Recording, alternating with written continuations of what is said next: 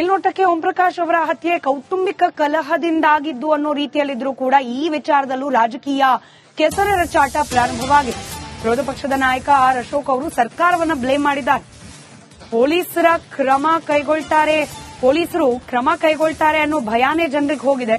ಕಾನೂನು ಸುವ್ಯವಸ್ಥೆ ಸರಿಯಿಲ್ಲ ಅನ್ನೋದು ಇದರಲ್ಲೇ ಗೊತ್ತಾಗ್ತಾ ಇದೆ. ಪೊಲೀಸ್ ಅಧಿಕಾರಿಗೂ ಸಾವಿನ ಭಾಗ್ಯ ಬಂದಿದೆ ಅಂತ ಆರ್ ಅಶೋಕ್ ಕಿಡಿಕಾರಿದ್ದಾರೆ.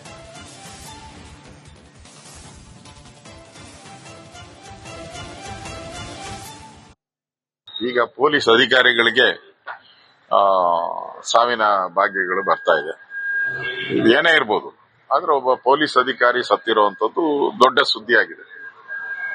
ಇದರಿಂದ ಕರ್ನಾಟಕದಲ್ಲಿ ಕಾನೂನು ಸುವ್ಯವಸ್ಥೆ ಎಷ್ಟು ಹದಗೆಟ್ಟಿದೆ ಅನ್ನೋದು ಸ್ಪಷ್ಟವಾಗಿ ಅರ್ಥ ಆಗ್ತಾ ಇದೆ. ಕೂಡಲೇ ಸರ್ಕಾರ ಎಂಟ್ರಿ ಆಗಿ ಬೇಜವಾಬ್ದಾರಿ ಹೇಳಿಕೆಗಳನ್ನ ಕೊಡದೆ ಇದ್ರ ಮೇಲೆ ಸೂಕ್ತ ಕ್ರಮಗಳನ್ನ ತೆಗೆದುಬೇಕು. ಅಟ್ಲೀಸ್ಟ್ ಕರ್ನಾಟಕದಲ್ಲಿ ಪೊಲೀಸರಿದ್ದಾರೆ, ಪೊಲೀಸರು ಕ್ರಮ ತೆಗೆದುಕೊಳ್ತಾರೆ, ಪೊಲೀಸರು ಅವ್ರನ್ನ ಜೈಲಿಗಟ್ತಾರೆ ಅಪರಾಧಿಗಳನ್ನ ಅನ್ನೋ ಒಂದು ಭಾವನೆ ಹೊರಟೋಟಿದೆ. ಈಗ ಆ ಭಾವನೆನೇ ಇಲ್ಲ. ನಾವ್ ಏನ್ ಬೇಕಾದ್ರೂ ಮಾಡ್ಬೋದು, ಯಾರು ನಮ್ಮನ್ನ ಕೇಳೋರು ಹೇಳೋರು ಯಾರು ಇಲ್ಲ ಅನ್ನೋದು ಅಪರಾಧಿಗಳ ಮನಸ್ಸಲ್ಲಿ ಬಂದ್ಬಿಟ್ಟಿದೆ. ಅದರಿಂದ ಈ ಘಟನೆಗಳು ನಡೀತಾ ಇದೆ. ಅದು ಹೋಗ್ಬೇಕು ಅಂದ್ರೆ ಈ ಇಲಾಖೆ ಸರಿಯಾಗಿ ಕೆಲಸ ಮಾಡಬೇಕು. ಈ ಇಲಾಖೆಯನ್ನ ಯಾರು ನಡೆಸ್ತಾ ಇದ್ದಾರೆ ಅನ್ನೋದು ಜನಗಳಿಗೆ ಇನ್ನೂ ಯಕ್ಷ ಪ್ರಶ್ನೆ. ಅದರಿಂದ ಸರ್ಕಾರ ಬದುಕಿದೆಯಾ ಸತ್ತಿದೆಯೋ ಅನ್ನೋದು. ಮೇಲ್ನೋಟಕ್ಕೆ ಓಂ ಪ್ರಕಾಶ್ ಅವರ ಹತ್ಯೆ ಕೌಟುಂಬಿಕ ಕಲಹದಿಂದಾಗಿದ್ದು ಅನ್ನೋ ರೀತಿಯಲ್ಲಿದ್ರೂ ಕೂಡ ಈ ವಿಚಾರದಲ್ಲೂ ರಾಜಕೀಯ ಕೆಸರೆರಚಾಟ ಪ್ರಾರಂಭವಾಗಿದೆ. ವಿರೋಧ ಪಕ್ಷದ ನಾಯಕ ಆರ್ ಅಶೋಕ್ ಅವರು ಸರ್ಕಾರವನ್ನ ಬ್ಲೇಮ್ ಮಾಡಿದ್ದಾರೆ. ಪೊಲೀಸರು ಕ್ರಮ ಕೈಗೊಳ್ತಾರೆ ಅನ್ನೋ ಭಯಾನೇ ಜನರಿಗೆ ಹೋಗಿದೆ. ಕಾನೂನು ಸುವ್ಯವಸ್ಥೆ ಸರಿಯಿಲ್ಲ ಅನ್ನೋದು ಇದರಲ್ಲೇ ಗೊತ್ತಾಗ್ತಾ ಇದೆ. ಪೊಲೀಸ್ ಅಧಿಕಾರಿಗೂ ಸಾವಿನ ಭಾಗ್ಯ ಬಂದಿದೆ ಅಂತ ಆರ್ ಅಶೋಕ್ ಕಿಡಿಕಾರಿದ್ದಾರೆ.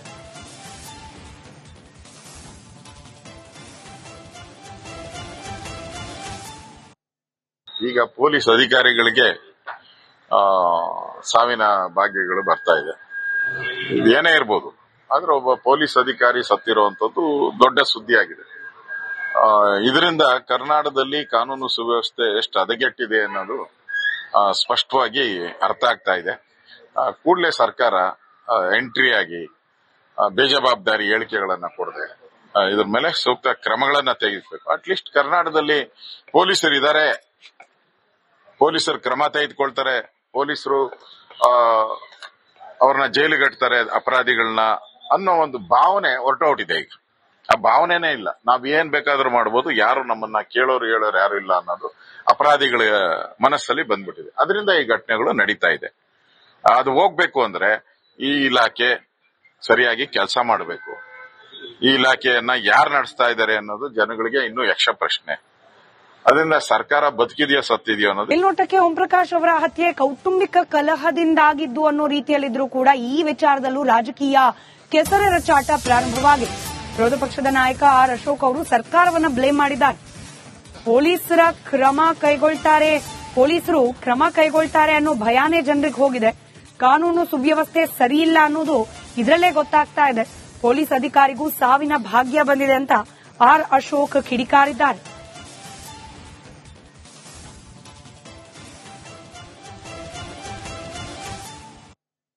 ಈಗ ಪೊಲೀಸ್ ಅಧಿಕಾರಿಗಳಿಗೆ ಸಾವಿನ ಭಾಗ್ಯಗಳು ಬರ್ತಾ ಇದೆ. ಏನೇ ಇರ್ಬೋದು, ಆದ್ರೆ ಒಬ್ಬ ಪೊಲೀಸ್ ಅಧಿಕಾರಿ ಸತ್ತಿರುವಂತದ್ದು ದೊಡ್ಡ ಸುದ್ದಿಯಾಗಿದೆ. ಇದರಿಂದ ಕರ್ನಾಟಕದಲ್ಲಿ ಕಾನೂನು ಸುವ್ಯವಸ್ಥೆ ಎಷ್ಟು ಹದಗೆಟ್ಟಿದೆ ಅನ್ನೋದು ಸ್ಪಷ್ಟವಾಗಿ ಅರ್ಥ ಆಗ್ತಾ ಇದೆ. ಕೂಡಲೇ ಸರ್ಕಾರ ಎಂಟ್ರಿ ಆಗಿ ಬೇಜವಾಬ್ದಾರಿ ಹೇಳಿಕೆಗಳನ್ನ ಕೊಡದೆ ಇದ್ರ ಮೇಲೆ ಸೂಕ್ತ ಕ್ರಮಗಳನ್ನ ತೆಗೆದುಬೇಕು. ಅಟ್ಲೀಸ್ಟ್ ಕರ್ನಾಟಕದಲ್ಲಿ ಪೊಲೀಸರಿದ್ದಾರೆ, ಪೊಲೀಸರು ಕ್ರಮ ತೆಗೆದುಕೊಳ್ತಾರೆ, ಪೊಲೀಸರು ಅವ್ರನ್ನ ಜೈಲಿಗಟ್ತಾರೆ ಅಪರಾಧಿಗಳನ್ನ ಅನ್ನೋ ಒಂದು ಭಾವನೆ ಹೊರಟೋಟಿದೆ. ಈಗ ಆ ಭಾವನೆನೇ ಇಲ್ಲ. ನಾವ್ ಏನ್ ಬೇಕಾದ್ರೂ ಮಾಡ್ಬೋದು, ಯಾರು ನಮ್ಮನ್ನ ಕೇಳೋರು ಹೇಳೋರು ಯಾರು ಇಲ್ಲ ಅನ್ನೋದು ಅಪರಾಧಿಗಳ ಮನಸ್ಸಲ್ಲಿ ಬಂದ್ಬಿಟ್ಟಿದೆ. ಅದರಿಂದ ಈ ಘಟನೆಗಳು ನಡೀತಾ ಇದೆ. ಅದು ಹೋಗ್ಬೇಕು ಅಂದ್ರೆ ಈ ಇಲಾಖೆ ಸರಿಯಾಗಿ ಕೆಲಸ ಮಾಡಬೇಕು. ಈ ಇಲಾಖೆಯನ್ನ ಯಾರು ನಡೆಸ್ತಾ ಇದ್ದಾರೆ ಅನ್ನೋದು ಜನಗಳಿಗೆ ಇನ್ನೂ ಯಕ್ಷ ಪ್ರಶ್ನೆ. ಅದರಿಂದ ಸರ್ಕಾರ ಬದುಕಿದೆಯಾ ಸತ್ತಿದೆಯೋ ಅನ್ನೋದು. ಮೇಲ್ನೋಟಕ್ಕೆ ಓಂ ಪ್ರಕಾಶ್ ಅವರ ಹತ್ಯೆ ಕೌಟುಂಬಿಕ ಕಲಹದಿಂದಾಗಿದ್ದು ಅನ್ನೋ ರೀತಿಯಲ್ಲಿದ್ರೂ ಕೂಡ ಈ ವಿಚಾರದಲ್ಲೂ ರಾಜಕೀಯ ಕೆಸರೆರಚಾಟ ಪ್ರಾರಂಭವಾಗಿದೆ. ವಿರೋಧ ಪಕ್ಷದ ನಾಯಕ ಆರ್ ಅಶೋಕ್ ಅವರು ಸರ್ಕಾರವನ್ನ ಬ್ಲೇಮ್ ಮಾಡಿದ್ದಾರೆ. ಪೊಲೀಸರು ಪೊಲೀಸರು ಕ್ರಮ ಕೈಗೊಳ್ತಾರೆ ಅನ್ನೋ ಭಯಾನೇ ಜನರಿಗೆ ಹೋಗಿದೆ. ಕಾನೂನು ಸುವ್ಯವಸ್ಥೆ ಸರಿಯಿಲ್ಲ ಅನ್ನೋದು ಇದರಲ್ಲೇ ಗೊತ್ತಾಗ್ತಾ ಇದೆ. ಪೊಲೀಸ್ ಅಧಿಕಾರಿಗೂ ಸಾವಿನ ಭಾಗ್ಯ ಬಂದಿದೆ ಅಂತ ಆರ್ ಅಶೋಕ್ ಕಿಡಿಕಾರಿದ್ದಾರೆ.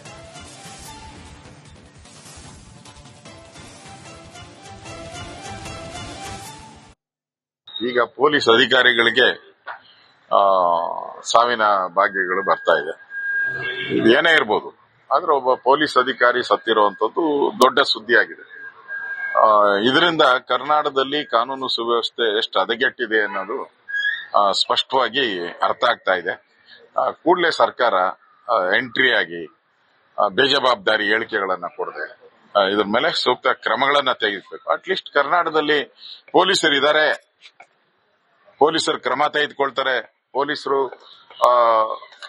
ಅವ್ರನ್ನ ಜೈಲಿಗಟ್ತಾರೆ ಅಪರಾಧಿಗಳನ್ನ ಅನ್ನೋ ಒಂದು ಭಾವನೆ ಹೊರಟೋಟಿದೆ. ಈಗ ಆ ಭಾವನೆನೇ ಇಲ್ಲ. ನಾವ್ ಏನ್ ಬೇಕಾದ್ರೂ ಮಾಡ್ಬೋದು, ಯಾರು ನಮ್ಮನ್ನ ಕೇಳೋರು ಹೇಳೋರು ಯಾರು ಇಲ್ಲ ಅನ್ನೋದು ಅಪರಾಧಿಗಳ ಮನಸ್ಸಲ್ಲಿ ಬಂದ್ಬಿಟ್ಟಿದೆ. ಅದರಿಂದ ಈ ಘಟನೆಗಳು ನಡೀತಾ ಇದೆ. ಅದು ಹೋಗ್ಬೇಕು ಅಂದ್ರೆ ಈ ಇಲಾಖೆ ಸರಿಯಾಗಿ ಕೆಲಸ ಮಾಡಬೇಕು. ಈ ಇಲಾಖೆಯನ್ನ ಯಾರು ನಡೆಸ್ತಾ ಇದ್ದಾರೆ ಅನ್ನೋದು ಜನಗಳಿಗೆ ಇನ್ನೂ ಯಕ್ಷ ಪ್ರಶ್ನೆ. ಅದರಿಂದ ಸರ್ಕಾರ ಬದುಕಿದೆಯೋ ಸತ್ತಿದೆಯೋ ಅನ್ನೋದು. ಮೇಲ್ನೋಟಕ್ಕೆ ಓಂ ಪ್ರಕಾಶ್ ಅವರ ಹತ್ಯೆ ಕೌಟುಂಬಿಕ ಕಲಹದಿಂದಾಗಿದ್ದು ಅನ್ನೋ ರೀತಿಯಲ್ಲಿದ್ರೂ ಕೂಡ ಈ ವಿಚಾರದಲ್ಲೂ ರಾಜಕೀಯ ಕೆಸರೆರಚಾಟ ಪ್ರಾರಂಭವಾಗಿದೆ. ವಿರೋಧ ಪಕ್ಷದ ನಾಯಕ ಆರ್ ಅಶೋಕ್ ಅವರು ಸರ್ಕಾರವನ್ನ ಬ್ಲೇಮ್ ಮಾಡಿದ್ದಾರೆ. ಪೊಲೀಸರು ಕ್ರಮ ಕೈಗೊಳ್ತಾರೆ ಅನ್ನೋ ಭಯಾನೇ ಜನರಿಗೆ ಹೋಗಿದೆ. ಕಾನೂನು ಸುವ್ಯವಸ್ಥೆ ಸರಿಯಿಲ್ಲ ಅನ್ನೋದು ಇದರಲ್ಲೇ ಗೊತ್ತಾಗ್ತಾ ಇದೆ. ಪೊಲೀಸ್ ಅಧಿಕಾರಿಗೂ ಸಾವಿನ ಭಾಗ್ಯ ಬಂದಿದೆ ಅಂತ ಆರ್ ಅಶೋಕ್ ಕಿಡಿಕಾರಿದ್ದಾರೆ.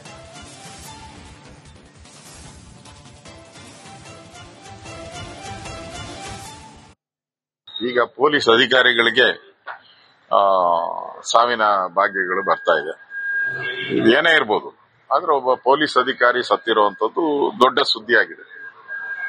ಇದರಿಂದ ಕರ್ನಾಟಕದಲ್ಲಿ ಕಾನೂನು ಸುವ್ಯವಸ್ಥೆ ಎಷ್ಟು ಹದಗೆಟ್ಟಿದೆ ಅನ್ನೋದು ಸ್ಪಷ್ಟವಾಗಿ ಅರ್ಥ ಆಗ್ತಾ ಇದೆ. ಕೂಡಲೇ ಸರ್ಕಾರ ಎಂಟ್ರಿ ಆಗಿ ಬೇಜವಾಬ್ದಾರಿ ಹೇಳಿಕೆಗಳನ್ನ ಕೊಡದೆ ಇದ್ರ ಮೇಲೆ ಸೂಕ್ತ ಕ್ರಮಗಳನ್ನ ತೆಗೆದುಬೇಕು. ಅಟ್ಲೀಸ್ಟ್ ಕರ್ನಾಟಕದಲ್ಲಿ ಪೊಲೀಸರು ಇದ್ದಾರೆ, ಪೊಲೀಸರು ಕ್ರಮ ತೆಗೆದುಕೊಳ್ತಾರೆ, ಪೊಲೀಸರು ಅವ್ರನ್ನ ಜೈಲಿಗಟ್ತಾರೆ ಅಪರಾಧಿಗಳನ್ನ ಅನ್ನೋ ಒಂದು ಭಾವನೆ ಹೊರಟೋಟಿದೆ. ಈಗ ಆ ಭಾವನೆನೇ ಇಲ್ಲ. ನಾವ್ ಏನ್ ಬೇಕಾದ್ರೂ ಮಾಡ್ಬೋದು, ಯಾರು ನಮ್ಮನ್ನ ಕೇಳೋರು ಹೇಳೋರು ಯಾರು ಇಲ್ಲ ಅನ್ನೋದು ಅಪರಾಧಿಗಳ ಮನಸ್ಸಲ್ಲಿ ಬಂದ್ಬಿಟ್ಟಿದೆ. ಅದರಿಂದ ಈ ಘಟನೆಗಳು ನಡೀತಾ ಇದೆ. ಅದು ಹೋಗ್ಬೇಕು ಅಂದ್ರೆ ಈ ಇಲಾಖೆ ಸರಿಯಾಗಿ ಕೆಲಸ ಮಾಡಬೇಕು. ಈ ಇಲಾಖೆಯನ್ನ ಯಾರು ನಡೆಸ್ತಾ ಇದ್ದಾರೆ ಅನ್ನೋದು ಜನಗಳಿಗೆ ಇನ್ನೂ ಯಕ್ಷ ಪ್ರಶ್ನೆ. ಅದರಿಂದ ಸರ್ಕಾರ ಬದುಕಿದೆಯೋ ಸತ್ತಿದೆಯೋ ಅನ್ನೋದು. ಮೇಲ್ನೋಟಕ್ಕೆ ಓಂ ಪ್ರಕಾಶ್ ಅವರ ಹತ್ಯೆ ಕೌಟುಂಬಿಕ ಕಲಹದಿಂದಾಗಿದ್ದು ಅನ್ನೋ ರೀತಿಯಲ್ಲಿದ್ರೂ ಕೂಡ ಈ ವಿಚಾರದಲ್ಲೂ ರಾಜಕೀಯ ಕೆಸರೆರಚಾಟ ಪ್ರಾರಂಭವಾಗಿದೆ. ವಿರೋಧ ಪಕ್ಷದ ನಾಯಕ ಆರ್ ಅಶೋಕ್ ಅವರು ಸರ್ಕಾರವನ್ನ ಬ್ಲೇಮ್ ಮಾಡಿದ್ದಾರೆ. ಪೊಲೀಸರು ಕ್ರಮ ಕೈಗೊಳ್ತಾರೆ ಅನ್ನೋ ಭಯಾನೇ ಜನರಿಗೆ ಹೋಗಿದೆ. ಕಾನೂನು ಸುವ್ಯವಸ್ಥೆ ಸರಿಯಿಲ್ಲ ಅನ್ನೋದು ಇದರಲ್ಲೇ ಗೊತ್ತಾಗ್ತಾ ಇದೆ. ಪೊಲೀಸ್ ಅಧಿಕಾರಿಗೂ ಸಾವಿನ ಭಾಗ್ಯ ಬಂದಿದೆ ಅಂತ ಆರ್ ಅಶೋಕ್ ಕಿಡಿಕಾರಿದ್ದಾರೆ.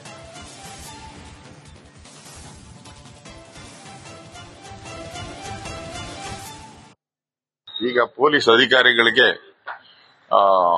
ಸಾವಿನ ಭಾಗ್ಯಗಳು ಬರ್ತಾ ಇದೆ. ಏನೇ ಇರ್ಬೋದು,